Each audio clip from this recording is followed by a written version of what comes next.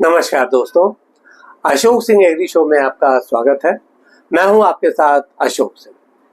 कृषि उत्पादन में जल प्रबंधन सबसे बड़ी चुनौती है।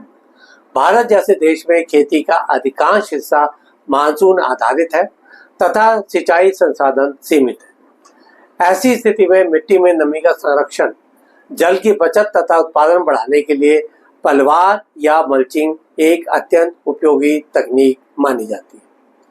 पलवार का अर्थ है फसल की जड़ों के आसपास की मिट्टी को किसी ढकने वाली सामग्री से आच्छादित करना, जिससे भूमि की सतह सीधे वायुमंडल के संपर्क में न रहे। यह तकनीक पारंपरिक भी है और आधुनिक स्वरूप में प्लास्टिक या जैविक सामग्री के माध्यम से भी प्रयोग की जाती है। एपिसोड शुरू करने से पहले एक बार फिर से आपसे आग्रह करना चाहेंगे कि इस वीडियो को अंत तक अवश्य देखें ताकि आप इसमें दी जाने वाली जानकारियों का भरपूर लाभ उठा सकें। तो दोस्तों, कार्यक्रम की शुरुआत करते हैं। मिट्टी की सतह खुली रहने पर सूर्य की किरणों से पानी तेजी से वाष्पित हो जाता है। विशेषकर रेतीली या हल्की भूमि में यह नुकसान अधिक होता है। पलवार या मल्चिंग का प्रयोग करने से मिट्टी की ऊपरी परत पर एक ढकाव बन जाता है जो सूर्य की सीधी किरणों को रोकता है और वाष्पीकरण की गति को कम कर देता है। इसका नतीजा यह होता है कि मिट्टी में नमी लंबे समय तक बनी रहती है और सिंचाई के बीच का अंतराल बढ़ जाता है। वैज्ञानिक अध्ययनों के अनुसार पलवार से 20 से 30% तक खेत से पानी की बचत संभव है। भारतीय किसानों ने सदियों से अपनी स्थानीय परिस्थितियों के अनुसार विभिन्न प्रकार की पलवार विधियां अपनाई हैं। फसल अवशेष जैसे गेहूं, धान, ज्वार या गन्ने की कटाई के बाद बचे हुए पुआल और ठूंठ खेत में पलवार के रूप में फैला दिए जाते हैं। ऐसे ही पत्तों और खरपतवार का ढकाव पलवार के तौर पर किया जाता है। इसके लिए वृक्षों के गिरे पत्तों, सूखी घास या खरपतवार को फसल की जड़ों के आसपास बिछाया जाता है। कई क्षेत्रों में गोबर और मिट्टी की परत का मिश्रण पतली परत के रूप में डालकर नमी बनाए रखते हैं। इसी तरह से झाड़ियां, लकड़ी के टुकड़े, सूखी टहनियों और झाड़ियों से भी मिट्टी को ढककर नमी को बनाए रखा जाता है। ये तरीके सस्ते और स्थानीय संसाधनों पर आधारित होते हैं, लेकिन इनसे खरपतवार की समस्या आंशिक रूप से बनी रहती है और कीट पतंगों का प्रकोप भी हो सकता है। भारत के विभिन्न हिस्सों में आसानी से मिलने वाले संसाधन किसानों के लिए प्रभावी पलवार का काम करते हैं। इनमें धान या गन्ने की पत्तियां और ऊपरी हिस्से, सरसों और मूंगफली के अवशेष, जंगल से मिलने वाले पत्ते, नारियल और सुपारी के छिलके, केले के पत्ते और तनों के टुकड़े आदि का उल्लेख किया जा सकता है। इनका उपयोग कम लागत वाला और पर्यावरण के अनुकूल होता है।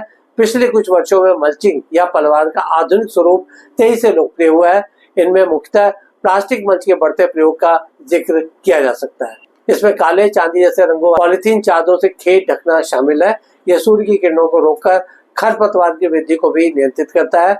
जैविक पलवार फिल्म में बायोडिग्रेडेबल प्लास्टिक का प्रयोग किया जाता है जो समय के साथ सड़ गलकर मिट्टी में मिल जाते हैं।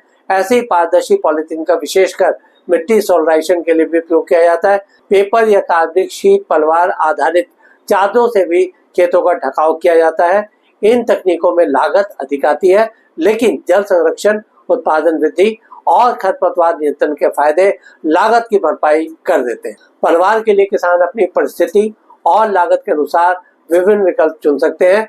जैसे जैविक पलवार में पुआल, घास, पत्ते, गन्ने की पत्तियां, लकड़ी की भूसी आदि का नाम दिया जा सकता है। इसी तरह से अजैविक पलवार में polythene sheet, bioplastic, paper sheet आदि आते हैं। खनिज आधारित पलवार में बालू, कंकड़, बजरी उपयोगी होते हैं। यहाँ लगे हाथ सोलराइजेशन और पलवार के संबंध को भी स्पष्ट कर देते हैं। सोलराइजेशन का मतलब है गर्मी के मौसम में खेत को पारदर्शी पॉलीथीन से ढककर मिट्टी की ऊपरी परत को सूर्य की तीव्र गर्मी से गर्म करना। इससे मिट्टी में मौजूद खरपतवार, बीज, कीटों के अंडे और रोगजनक कीटाणु नष्ट हो जाते हैं। यदि सोलराइजेशन के बाद उसी पॉलीथीन का प्रयोग पलवार के रूप में किया जाए तो यह दोहरा लाभ देता है, रोग नियंत्रण और नमी संरक्षण। पलवार से केवल नमी ही नहीं बचती बल्कि इसके अन्य अनेक लाभ भी हैं, जैसे खरपतवार नियंत्रण। विशेषकर प्लास्टिक पलवार खरपतवार को बढ़ने नहीं देता। मिट्टी का तापमान संतुलन करने में भी मददगार है। इसमें गर्मियों में ठंडक और सर्दियों में गर्माहट बनाए रखना संभव होता है। मिट्टी की उपजाऊ परत का संरक्षण खासतौर पर वर्षा की स्थिति में मिट्टी का कटाव रोकने से होता है। इससे कई रोग और कीटों पर नियंत्रण भी संभव है। क्योंकि कुछ कीटों का जीवन काल इससे प्रभावित होता है।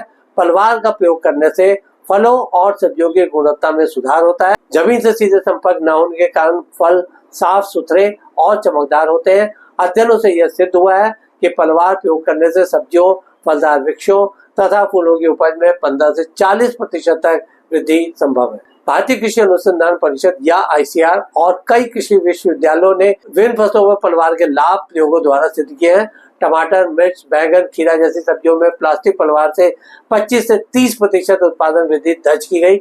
आम और अंगूर की बागवानी में जैविक पलवार से फलों का आकार और मिठास बेहतर हुई। गन्ने और मक्का जैसी फसलों पे पुआल पलवार से जल उपयोग दक्षता बढ़ी हुई देखी गई। चलते चलते किसान भाइयों के लिए सुझाव: स्थानीय उपलब्ध संसाधनों से जैविक पलवार का प्रयोग करना सबसे किफायती उपाय है। यदि किसान उच्च मूल्य की सब्जी या फल उगा रहे हैं तो प्लास्टिक पलवार या मल्च को अपनाना लाभकारी होगा। पलवार को टपक सिंचाई के साथ जोड़ना सर्वोत्तम होता है। गर्मी के मौसम में सोलराइजेशन के बाद पलवार से रोग नियंत्रण भी संभव है। आज के एपिसोड में बस इतना ही दोस्तों। कल एक नए विषय पर चर्चा करने के लिए दोबारा इसी समय पर हाजिर होंगे दोस्तों। अगर आपको वीडियो पसंद आए तो उसे लाइक करें, शेयर करें और हमारे चैनल को सब्सक्राइब करना ना भूलें। आपके पास कोई सवाल या सुझाव तो कृपया कमेंट बॉक्स में लिखें। हम आपके सवालों का जवाब देने के लिए हमेशा तैयार हैं। कल फिर आपसे मुलाकात होती है। तब तक के लिए नमस्कार।